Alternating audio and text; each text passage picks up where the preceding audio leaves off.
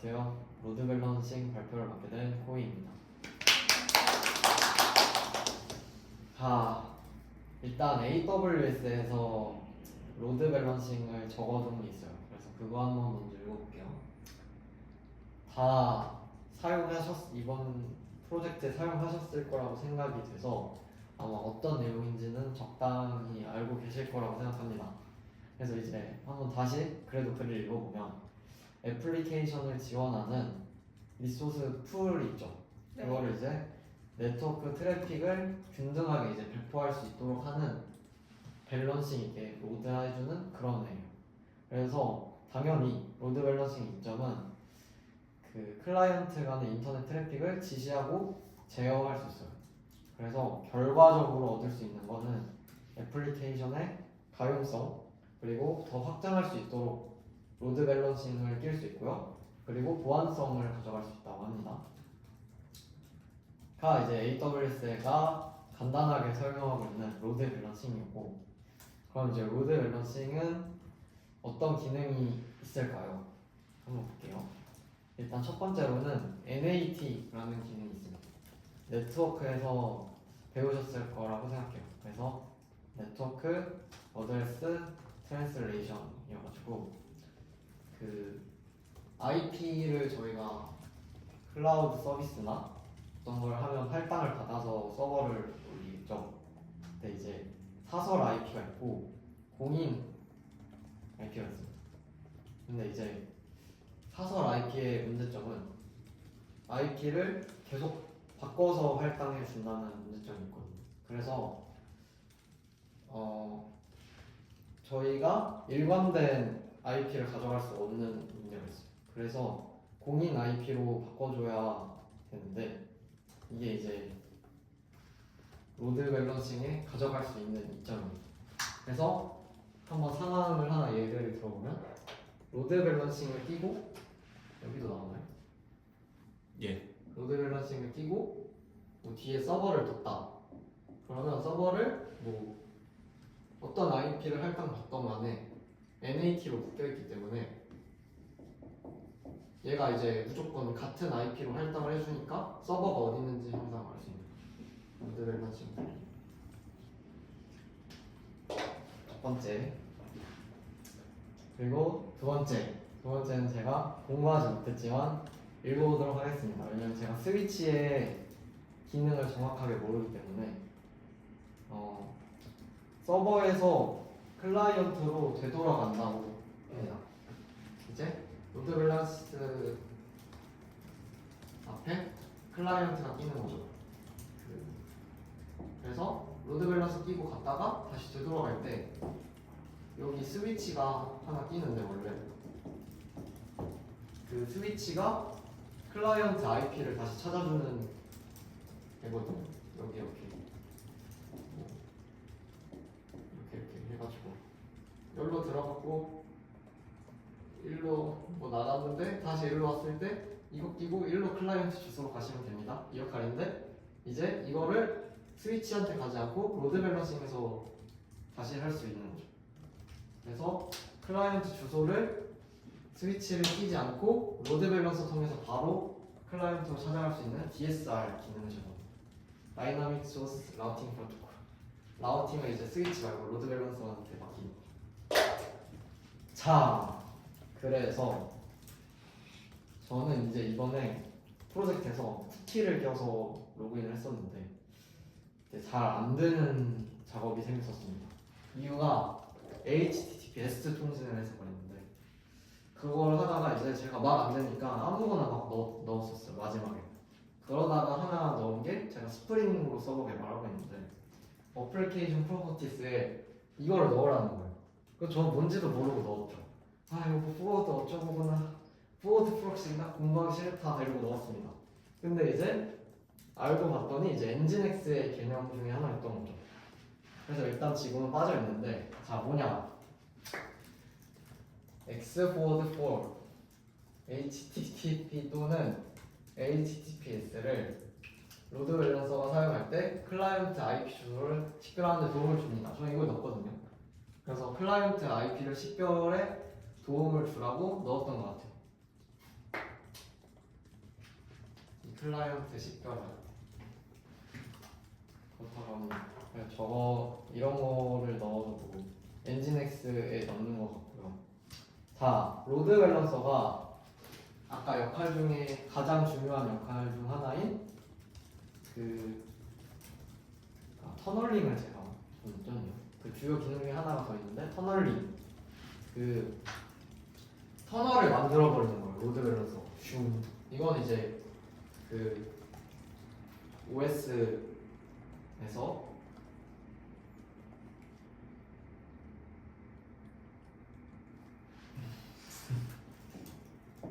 그 OS 제어하는 애가 뭐죠? 커널. OS 커널에서 터널링의 개념이 또 나오니까 그걸 한번 공부해 보세요. 그래서 이게 여기서 이제 그거랑 비슷한 개념인데 여기서의 터널링은 뭐냐? 로드 밸런서가 이렇게 꽉 막아버려요. 어둠으로 사사사. 그래서 그 데이터를 이제 로드 밸런서만 이제 보내고 왔다 갔다 하는 걸 알아볼 수 있게 캡슐화, 디캡슐화 시키는 거예요. 그래서 여기서 여기 NAT 안에 들어갈 때는 로드 밸런서만 이제 알아볼 수 있게 여기서는 조금 더 안전하게 가는 거죠. 이렇게 되면 뭐냐? 나중에 또 추가적인 장점을 얻을 수 있습니다. NAT 안에서 HTTP 구성을 할 수 있다. 이렇게 되면 밖에서는 HTTPS 통신을 해서 안정성을 얻어가고 여기서는 이미 터널링 기능도 있고 어차피 내부 클라우드망에서 같은 네트워크를 구성해서 가져갈 거기 때문에 HTTP 통신에다가 터널링까지 꼈으니까 속도는 SSL, TLS 핸드쉐이킹 과정 안 끼고 HTTP 통신을 하고 그 다음에 터널링까지 있으니까 빠른 속도로 안전하게 네트워킹을 구축하는 그런 느낌을 가져갈 수 있습니다. 자, 그래서 로드 밸런싱은 가장 중요한 역할이 뭐냐? 서버 부하를 나누는 거죠. 어떻게 생각할까요? 이제 OS 개념들이 비슷하게 나옵니다. 왜냐? 로드 밸런서가 부하를 이렇게 나눠서 줄 때 로드 밸런서의 주요 역할이죠. 서버가 두 대 있을 때 이렇게 어디로 줄까? 자, 라운드 로빈이 이제 프로세서 스케줄링에서 나오는 개념이고요. RR이라고 하죠. 라운드 로빈. 그래서 여기 써있네요. CPU 스케줄링에서 나오는 그건데 이제 빙글빙글 돌면서 그냥 하나씩 주는 거예요. 이렇게 돌면서 이게 첫 번째 로드 밸런서가 그 트래픽이 클라이언트에서 왔을 때 어떤 서버에게 이 리소스를 할당할 건지 결정하는 방식 중에 첫 번째 라운드 로빈이고요. 그 다음에 리스트 커넥션. 커넥션 개수가 가장 적은 거 먼저 주는 거. 이 방식이고요. 그 다음에 소스. 그냥 IP를 해싱해서 분배할 수 있습니다. 죄송해요. 저 하나 1차 붙었어요. 방금 갑자기 발표 나가지고. 오, 대박인데. 아 진짜. 하나 은행이요? 아 그 하나 비전이요. 아 하나 축하드립니다. 감사합니다. 아 확인 안 할 수 없잖아요. 이거. 인정. 스캔할까요? 네. 좋은 얘기가 나와서 좋네요. 자, 집중. 자, 그래서 이제 이 정도가 로드 밸런서의 기본 기능이고 로드 밸런서를 이제 끼임으로써 얻을 수 있는 추가적인 이점이 있습니다. 자, 이게 이제 리버스 프록시, 포워드 프록시의 개념인데 일단 먼저 이거를 볼까요? 자, 이걸 언제 쓰냐? 예.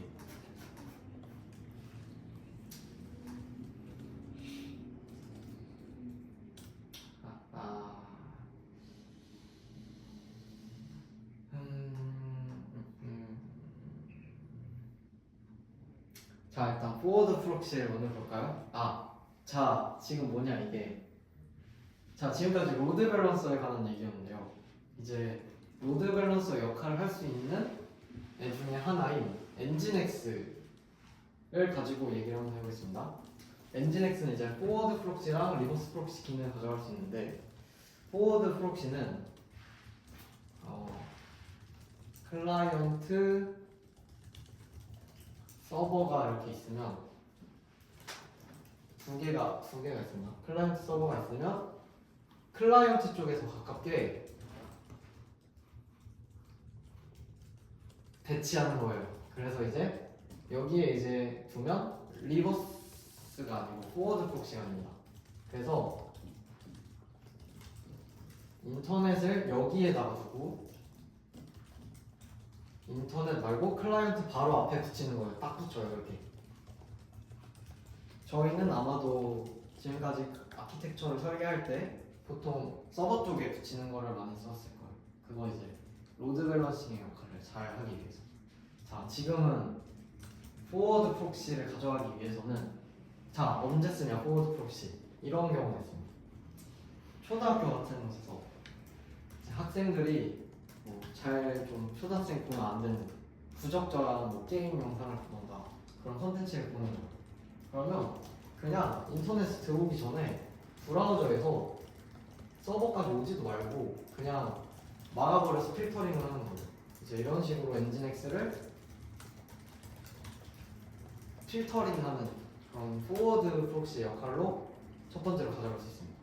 그래서 그냥 서버까지 오지도 않고 막는 거죠. 그냥 이제 JK처럼 중간에 끼게 되면 가져갈 수 있는 이점 같은 느낌. 그래서 이제 두 번째로는 리버스 프록시. 이제 저희가 많이 쓰는 인터넷이 여기 앞에 있고 뒤에 이제 붙인 리버스 프록시 역할을 가져가면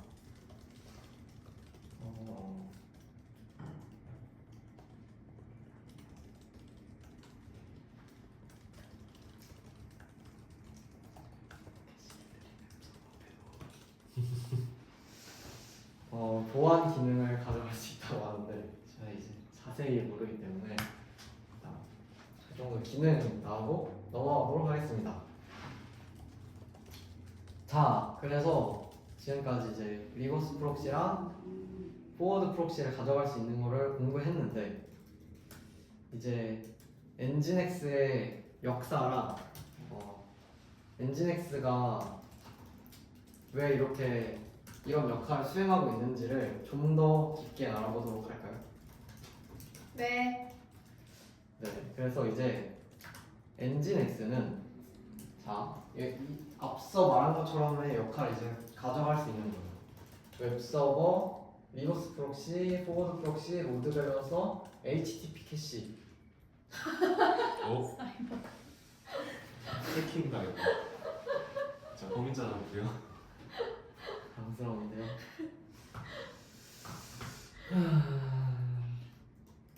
다른 쪽에서 더 보고 싶나 봐요. 그런가 보다.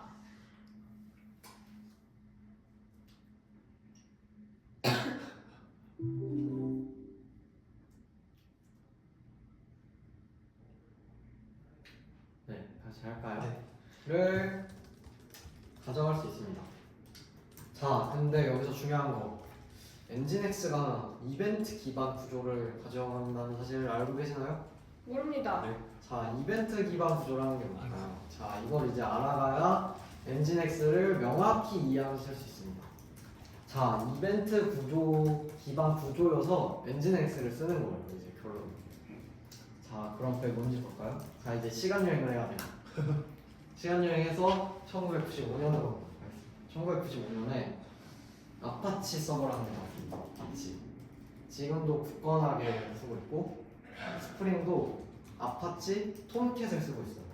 그래서 제가 아파치와 아파치 톰캣을 공부하려다가 일단 중지했고요. 일단 그 차이가 또 있습니다. 자, 그래서 아파치도 잘 쓰고 있고 엔진엑스 잘 쓰고 있어요. 자, 일단 그래서 아파치가 나오기 전에 아파치가 왜 나왔냐? 그 전에 웹서버가 HTTP 뭐 이런 웹서버가 있었는데 걔가 구조도 안 좋고 에러가 많았어요. 그래서 그거를 보완하기 위해서 아파치가 나온 거예요. 그래서 아파치 서버는 어떻게 동작하냐? 아파치 서버는 이제 클라이언트가 리퀘스트를 요청하면 서버에서 프로세스를 할당하고 그거에 커넥션을 받아서 커넥션을 이어줍니다. 자, 이렇게 할 때마다 그러면 새로운 프로세스를 만들어야 되는 단점이 있습니다.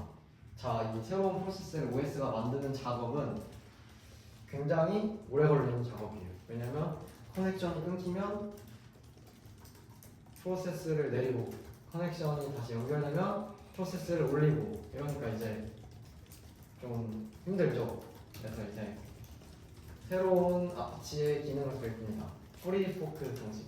그래서 미리 프로세스를 생성해 두는 거예요.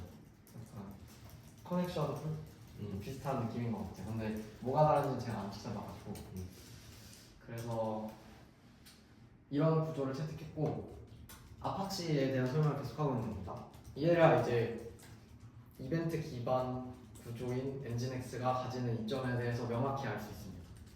자, 이렇게 프리포크 방식을 채택하면 아파치는 모듈이나 이런 거를 쉽게 껴서 할 수 있다고 하네요. 이거 이제 명확히 이해 못했습니다. 그래서 이제 세계 1위 웹서버가 됐다고 하는 이런 구조로. 자, 근데 이제 문제가 발생합니다. 인터넷이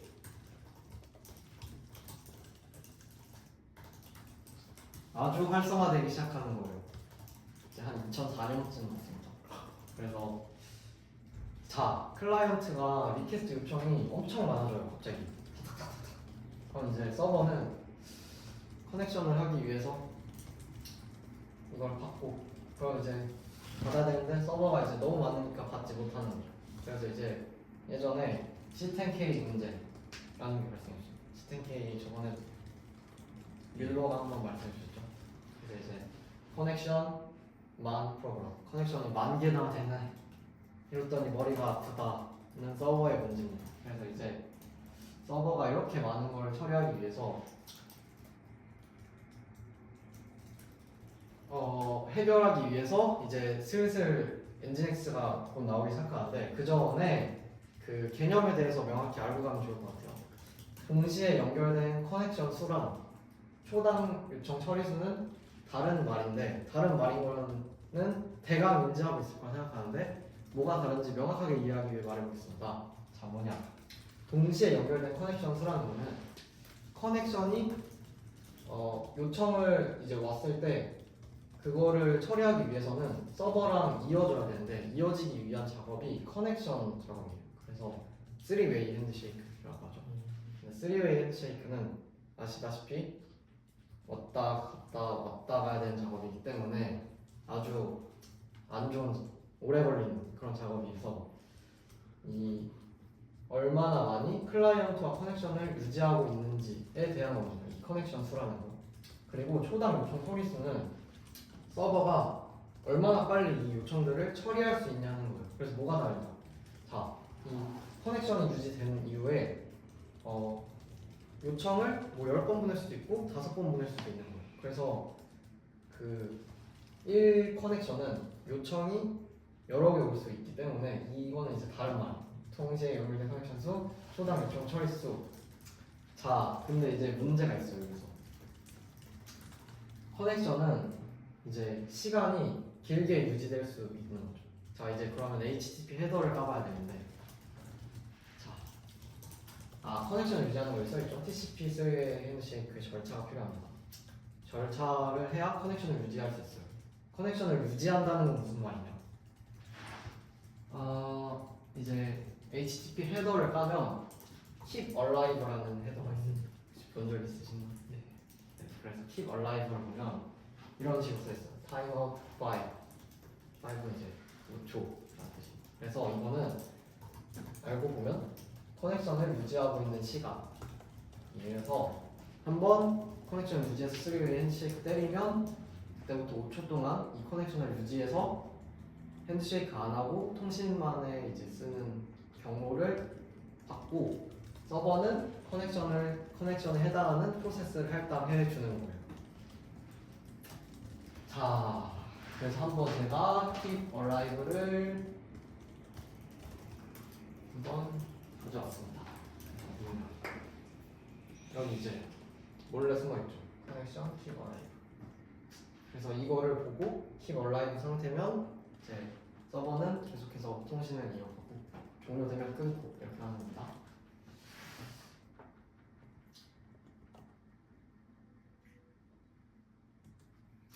자, 근데 이제 keep alive가 있죠.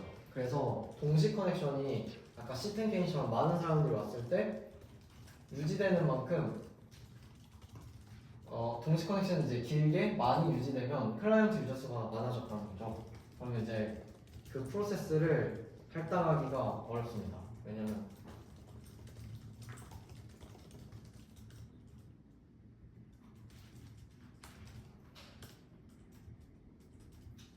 자, 왜 어렵냐? 프로세스에 할당하는 리소스가 아깝기 때문이죠. 자, 서버의 역할은 뭐냐? 서버의 본 역할을 잊히면 안 돼요. 서버는 커넥션을 유지해서 이렇게 요청을 처리하려는 느낌스가 아니고 그 어떤 해당하는 서비스의 로직을 처리하는 게 목적이 있어요. DB에 뭐 저장도 해주고. 근데 겨우 커넥션을 하기 위해서 이렇게 많은 비용을 써야 된다? 엄청 서버를 지금 낭비하고 있는 거예요. 서버의 그 본 역할을 까먹고 있는 거예요. 그래서 근데 이제 말해야 될 게 하드웨어 발전은 충분했다고 합니다. 하드웨어는 이제 충분히 이걸 갖춰줄 수 있는데 이 하드웨어 발전이 빨랐대요. 그때 한 2008년쯤 왔습니다. 그래서 2008년에 빨랐는데 그 프로세스를 할당하는 게 아까웠다는 거죠. 서버 자원을. 자, 그래서 이제 2004년이에요. 엔진엑스가 모두 등장했습니다. 이거를 보완하기 위해서. 자, 엔진엑스는 일단 결론은 수많은 동시 커넥션을 훨씬 더 강력하게 한 여기서 밑에 나오는데 5배에서 10배 또는 10배에서 50배 정도를 받아쳐줄 수 있거든요. 왜냐? 뭐였죠? 첫 번째 말한 거? 엔진엑스는 이벤트 기반 구조이기 때문에 이벤트 기반 구조를 이제 설명할 건데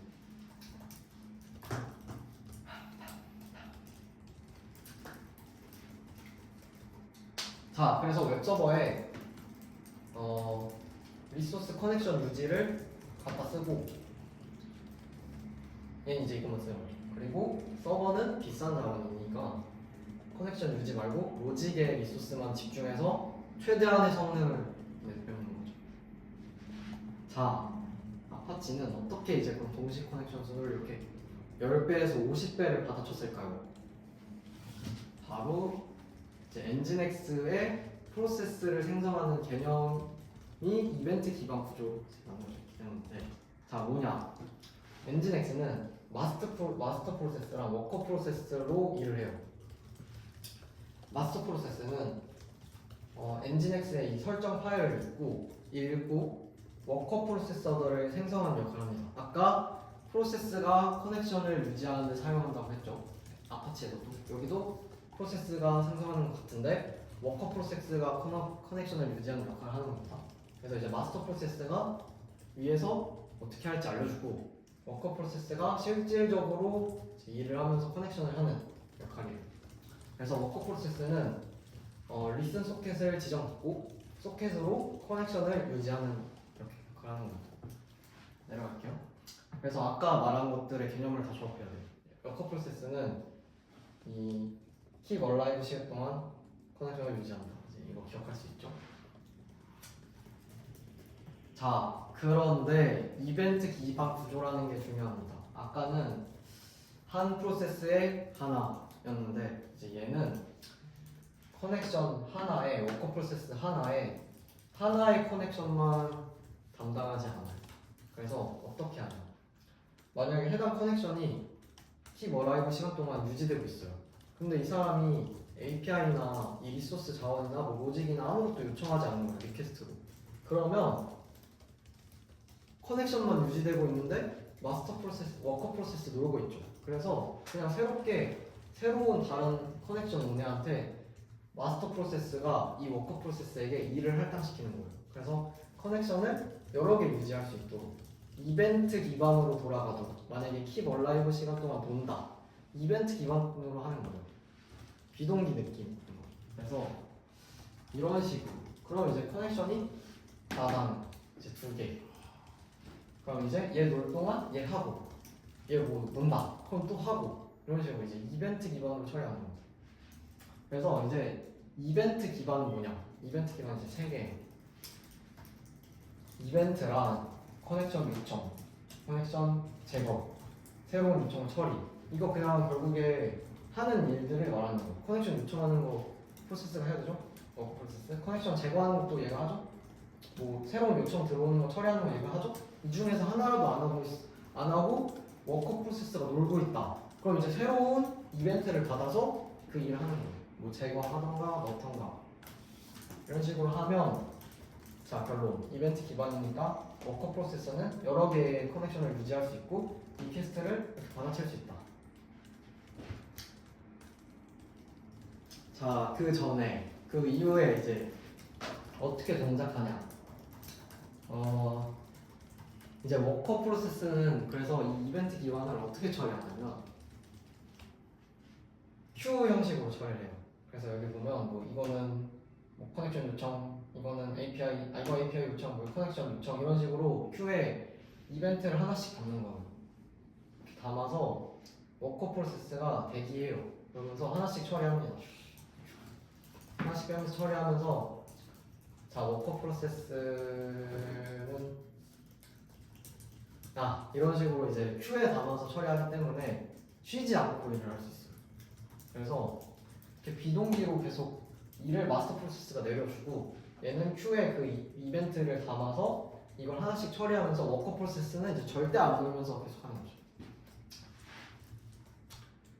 이러면 아까 자 다시 아파치로 돌아가면 아파치는 커넥션 유지될 동안 노는데 워커 프로세스는 비동기로 큐를 내버렸기 때문에 이벤트를 계속 여기에 쌓아두고 처리하는 거죠.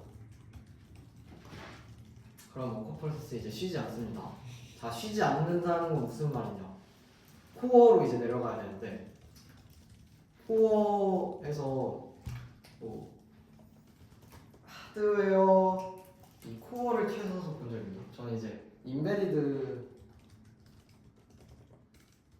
졸업 작품을 했는데 그때 htab 명령어를 쓴 적이 있습니다. 그래서 htab은 리눅스의 자원을 얼마나 쓰고 있나 하드웨어를 보여주는 거거든요. 그럼 이제 보면 저 이제 4코어를 아직 이렇게 다 했었는데 1, 2, 3, 4 해서 이런 식으로 코어가 나와요. 그래서 1코어는 몇 퍼 일하고 2코어는 몇 퍼 일하고 3코어는 몇 퍼 일하고 자 이런 식으로 놀지 않고 일을 합니다. 자 이걸 왜 말했냐? 이제 얘가 코어 기반으로 할당되기 때문인데 이제 내려가 볼게요. 일단 이제 결론은 제가 말한 대로 커넥션이 유지돼도 방치되지 않죠. 이제 이벤트 기반으로 큐에서 처리하니까 그래서 아파치 프로세스보다 계속 이제 일을 하면서 받아쳐주는 거예요. 엔진엑스가 이제 뜬 이유 중에 또 하나예요. 그 커넥션만 유지하는 게 아니고 이렇게 이벤트 기반으로 처리해서 더 많은 커넥션을 처리할 수 있어요. 그냥 커넥션을 던져주는 역할만이 아니고 더 많은 커넥션을 앞에 처리해 줄 수 있기 때문에 자 그럼 이런 질문이 또 생길 수 있어요. 이거 조금 나중에 얘기할게요. 무슨 질문이냐? 엔진엑스가 이벤트 기반으로 처리하면 이제 디스크 I/O 같은 작업이 있는데 이거는 디스크까지 하드 디스크까지 내려갔다가 I/O 한다는 작업인데 이거 왔다 갔다 하는 작업이 하드 디스크가 엄청 느리기 때문에 오래 걸리는 작업이거든요. 그럼 이거를 중간에 끼면 어떻게 하나? 그러면 뒤에 있는 애가 아사하는 거, 스타베이션, 메모 그 CPU에서처럼 이렇게 아무것도 일 못하고 놀지 않냐? 이런 문제가 생길 수 있죠. 자 이거는 블락킹이 되는 거예요 이제. 그래서 엔진엑스는 이걸 이제 처리해야겠죠. 어떻게 처리하냐? 스레드 풀을 만듭니다. 짜잔 여기에다가 스레드 풀은 오래 걸리는 작업을 따로 이렇게 끌고 와가지고 스레드 풀에서 디스크 I/O 처리하는 거죠. 이제 얘는 오래 걸리는 건 따로 던져요. 마스터 프로세스, 워커 프로세스 말고. 그래서 스레드 풀은 이벤트가 시간이 오래 걸릴 것 같은 작업이라면 해당 이벤트를 스레드 풀에게 위임합니다. 던져서 워커 프로세스는 그동안 진짜 일을 처리하도록 최대한 최대한 놀지 않도록, 아사도 당하지 않도록 이렇게 하는 겁니다.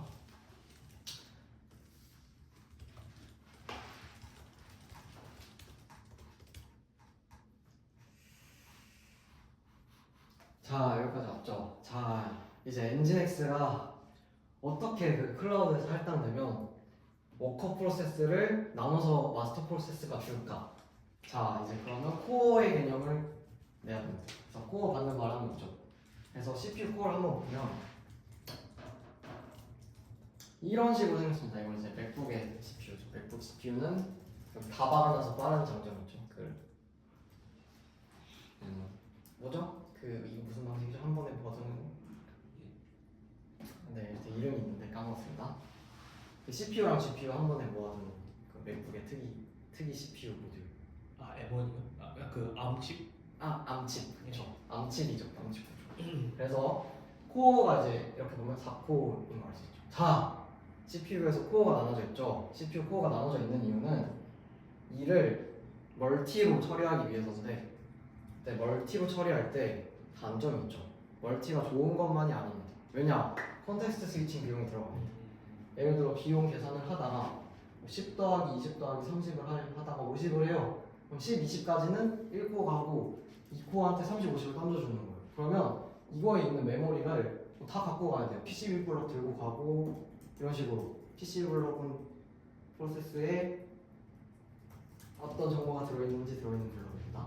그래서 이렇게 해서 컨텍스트 스위칭 비용이 발생하는 문제가 있죠. 그래서 엔진X는 이 워커 프로세스가 컨텍스트 스위치 비용을 아끼기 위해서 코어 하나당 워커 프로세스 하나 정도를 기본으로 실행했을 때 가져가도록 만들었어요. 이 컨텍스트 스위칭 비용을 아끼기 위해서.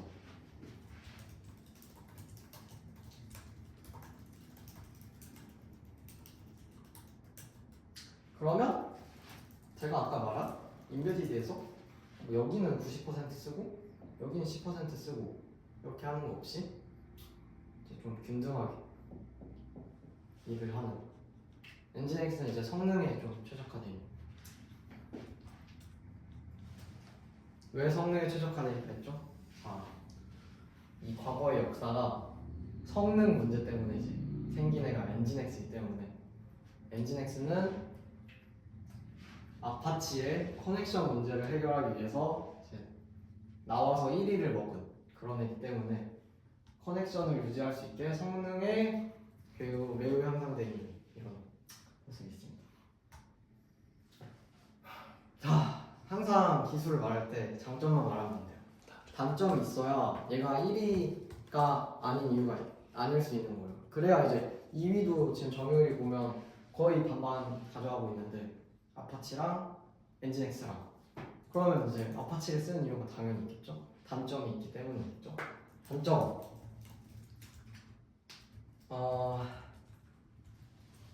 자, 아까 아파치의 장점 중에 하나가 이제 밑에서 슬슬 말할 건데 혹시 몇 분 됐죠?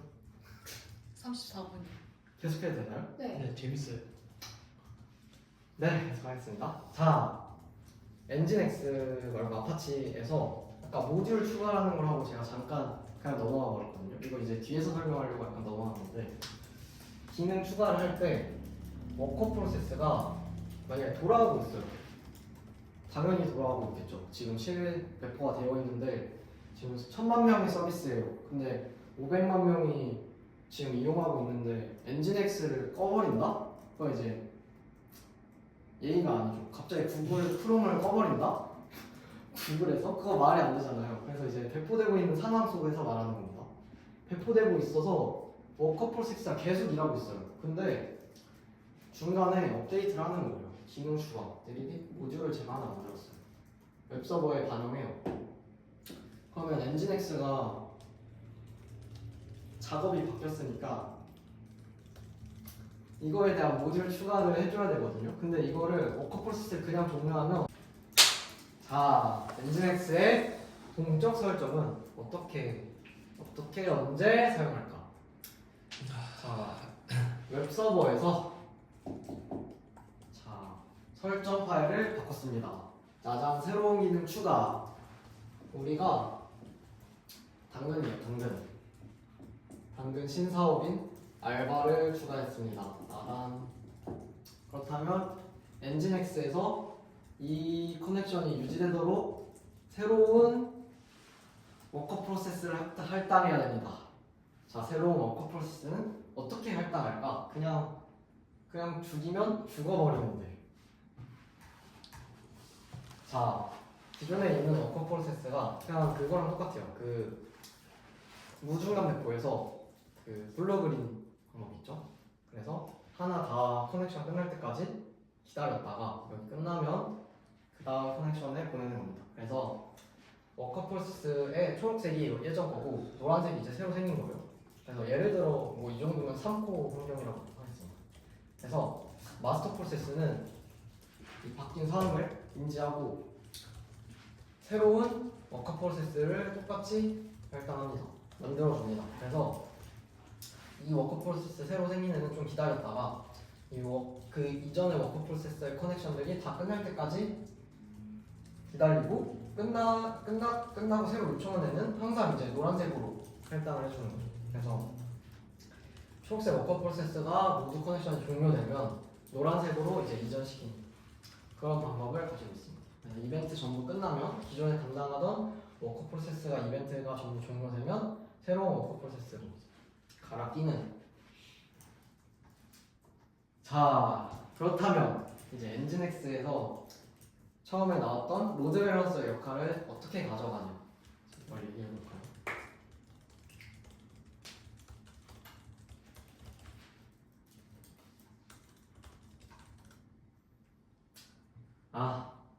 자, 엔진X가 로드 밸런서의 기능도 역할을 한다 했죠. 그래서 로드 밸런서는 이제 보통 서버 앞단에 이제 추가해서 로드 밸런서 역할을 하는데 방금처럼 이제 여러 동시 커넥션을 감당하고 있는 거예요. 그러면 종료 못하죠. 그냥 방금 말한 거 다시 말하는 건데 이제 종료 못하니까 동적으로 설정을 변경하는 방법을 사용해서 동시 커넥션을 계속 유지한 채 기존 요청을 처리하다가 끝나면 이제 이렇게 서버 추가하는 것도 이제 기능인 거죠.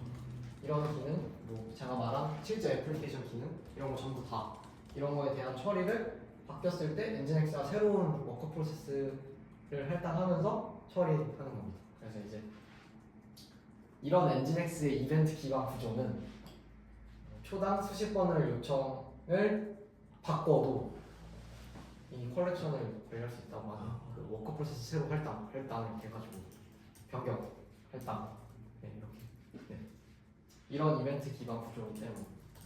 자, 근데 이럼에도 인기가 없었습니다. 엔진X 어딨죠? 아더스 아더스 바닥. 자, 근데 아까 제가 말한 것처럼 핸드폰이 나와서 뭐 유튜브, 인스타그램, 뭐 카카오톡 이런 식으로 커넥션 계속 유지하는 게 너무 많이 생겨서 원래 아파치가 짱이었는데 이제 성능이 더 중요한 엔진X를 끼거나 쓰게 된 거죠. 다양한 정보를 실시간으로 받고 싶은 사용자의 의지가 강해졌기 때문에. 그래서 엔진X가 킹짱을 먹기 시작합니다.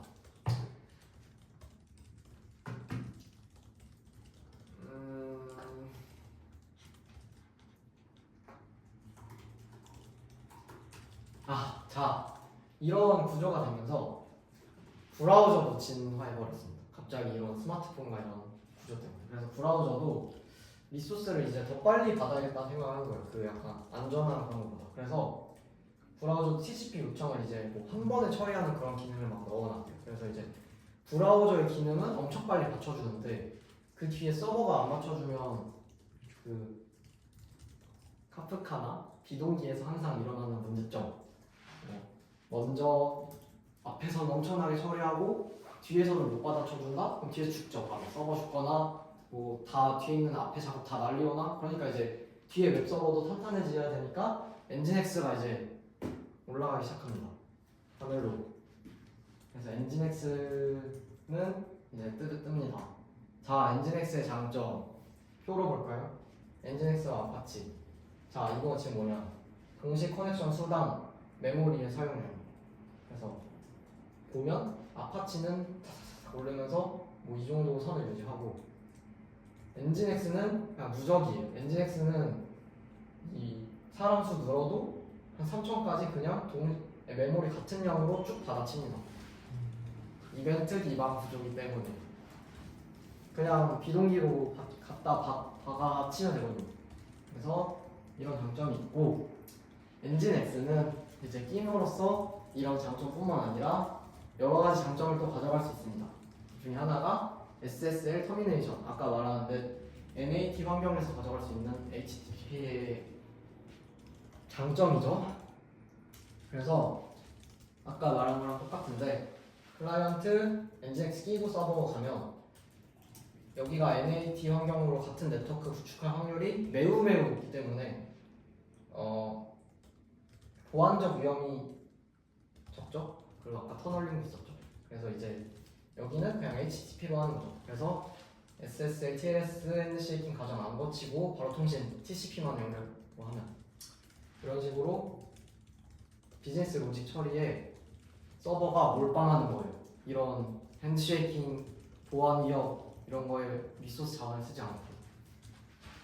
자, 두 번째 엔진X 끼면 장점 캐싱을 할 수 있습니다. 캐싱.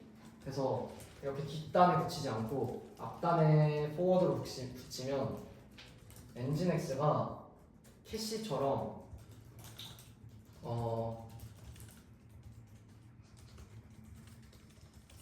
서버로부터 받은 응답이 브라우저 캐시처럼 이 안 바뀌었을 때 그냥 그대로 엔진X에서 웹서버의 역할로 바로 클라이언트로 때려버리는 거예요. 그 안 바뀐 거에 대해서. 그래서 서버 단까지 안 내려가고 엔진X에서 웹서버 역할을 어느 정도 수행하면서 같은 요청이나 바뀌지 않은 요청에 대해서 그 응답을 클라이언트에서 바로 내립니다. 이런 포워드 프록시의 이점을 가져갈 수도 있습니다.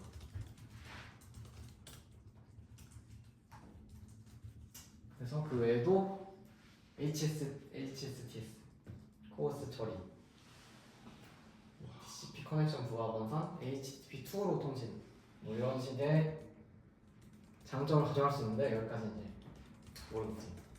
그래서 이제 끝이고 현업에서 많이 사용하는 엔진X 템플릿이 있다고 해서 이거 쓰면 좋을 것 같아서 한번 가져왔어요. 이거 그냥 일단 넣고 쓰라는데 잘 몰라서 이거 커스텀해서 쓰라고 하네. 시간 없을 때 일단 이거 넣고 엔진X 기본 쓰는 거 이상